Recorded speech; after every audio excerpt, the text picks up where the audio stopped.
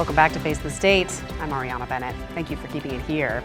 On the last segment, we heard about some of the budget troubles in the city of Sparks, but that's not all that's going on there. So I'm back with Sparks Mayor Ed Lawson now. Ed, thank you again for coming on the show.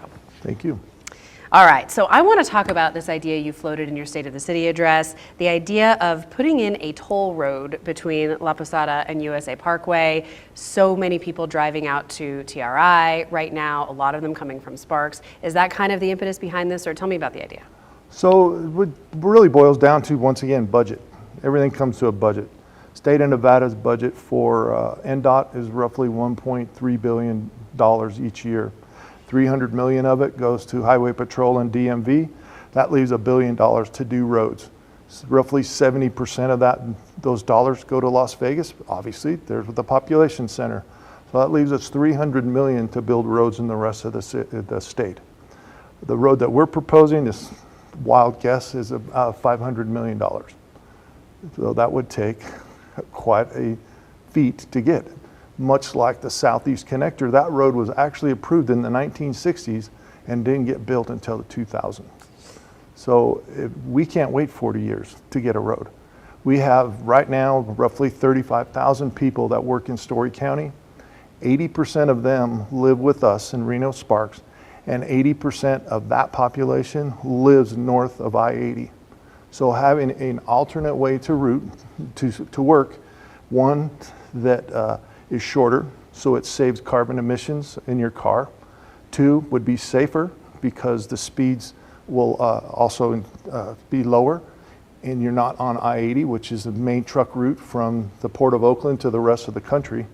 And you have that road, if we could connect to the North Valleys, we could take 25,000 people off the road each day. That would be a great savings for them and their time. It's become a quality of life issue for people. If you work out there, you can't get daycare in Reno Sparks because they don't know when you're going to get home. Mm-hmm. So consequently, you're being discriminated for daycare for that. But more than that, you lose your quality of life in that you might miss a baseball game. You know, your kids' school play, those kind of things, because you're stuck in traffic because we happen to change a guardrail that day, or there's a horse standing in the middle of the road, or the myriad of different things that can cause traffic to stop.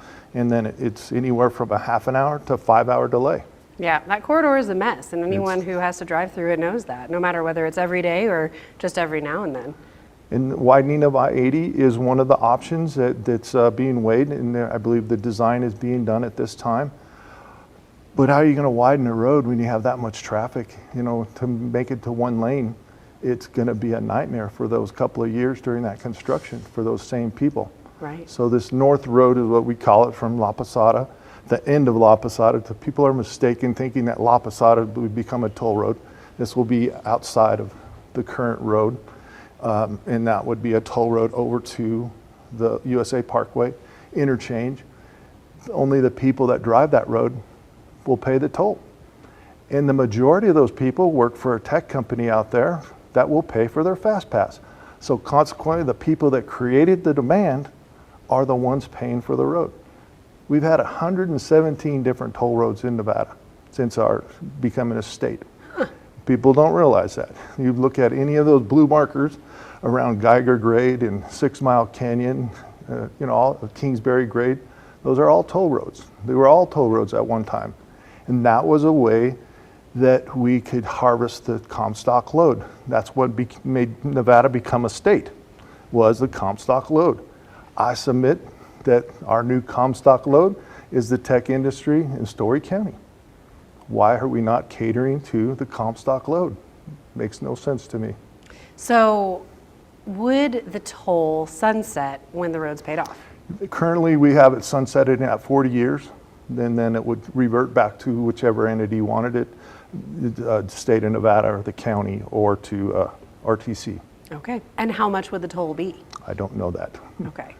I think... See, since it's illegal to do a toll road, I can't spend any taxpayer dollars to do the study to see what it would take. One, for the cost of the road, that would determine the toll. And two, the public, the people that wanted the private partners that we would have, because it's illegal, don't want to spend the money to do it either. I didn't realize it was illegal. Just in statute or Nevada statute? It's just not, it's one of these gray areas. It's not illegal, but it's not legal either. So would that be a statutory change in the legislature? Yes, it has to be. And is that something that you've put forward? Yes. Okay. Yeah, we had our first testimony on it recently. Okay. Is there buy-in on that, do you think? I think people are seeing it as a creative idea. It's very misunderstood.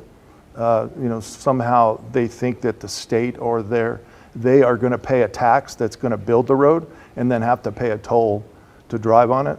It's not the case. The toll will pay for the road. So if you don't drive on the road, you don't have to pay for it. You're paying for roads in Las Vegas that you may never drive on right now. This is a better, fair system, I think. So you would have to do then probably some kind of bonding to pay for the initial Yes. cost? It would be a public-private partnership. Okay. And the private partner would bond for the road. Okay. But relatively low risk, given that we know people are going to use the road. We absolutely do, and we got to think about this too. We have the lithium loop coming to Nevada, 50,000 jobs. My prediction is we could see 20,000 jobs in Story County more. Now, we're going to be approaching 60,000 jobs in Story County with a county of 4,200 residents. They're going to live with us. Yeah. They got to have a way to get back and forth to there. And big push also to do more development outside of Fernley. That's also a faster way if you're getting out to Fernley from Sparks. If they're building more industry out there, which is... The problem with other areas is the water. So, it's wonderful. We have the water to be able to build more homes. Fernley doesn't have the water. Silver Springs doesn't have the water. So it's a limiting factor. No, I mean building industry out there. Yeah, So it will definitely also help. commuting from Sparks. Yeah. We just have a couple minutes left, and so I did want to touch on the lands bill. You and a lot of other public personalities are advocating for this lands bill to open up federal land for more development. What are you hoping for in Sparks specifically? There's about 9,500 acres we've identified east of Sparks that would fill in that gap between Sparks and Story County. That makes perfect sense for us to build widgets for Panasonic, Redwood, for whoever. Then they could live in, their business could live in Washoe County and pay Washoe County taxes. Makes perfect sense to do it. Shorter delivery, easier commute, all the things that go along with it. So more industrial development rather than housing. We would have housing as a component. Obviously, we need more housing. It's a supply and demand thing. We're out of land in Sparks. We have basically 3,000 more lots to build, and we're consuming those at about 600 a year. So when we get to 0 lots to build, then we go up, and when you go up, you get more expensive. So our spiral upward doesn't have a real end date at this point. Okay, well, we have just under a minute left. What else, is there anything else that's still big on your to-do list that you'd like the public to know before we go? No, that's pretty lofty stuff that we're working on right now. And it's, the lands bill I've been working on for 6 years, and we've been pushing that rope uphill that whole time. We've gotten some great buy-in from Senator Rosen and from Congressman Amadei to help us in this. We feel very good that we'll see a lands bill hopefully this year and make that happen. With that, then we'd start the planning process, and that'll be 5 years in the making just to get things planned out and done the right way. So it's a never-ending cycle. Yeah, getting something through Congress that's extremely Northern Nevada specific is a tough thing. It's an act of Congress. Yep. All right, Ed. Thank you so much for your time. We're out of time, but I do appreciate it. Thank you. Well, that is it for this episode of Face the State. But for more information or to see past episodes, you can head to our website. It's 2news.com. Thank you so much for being with us. We'll see you next week.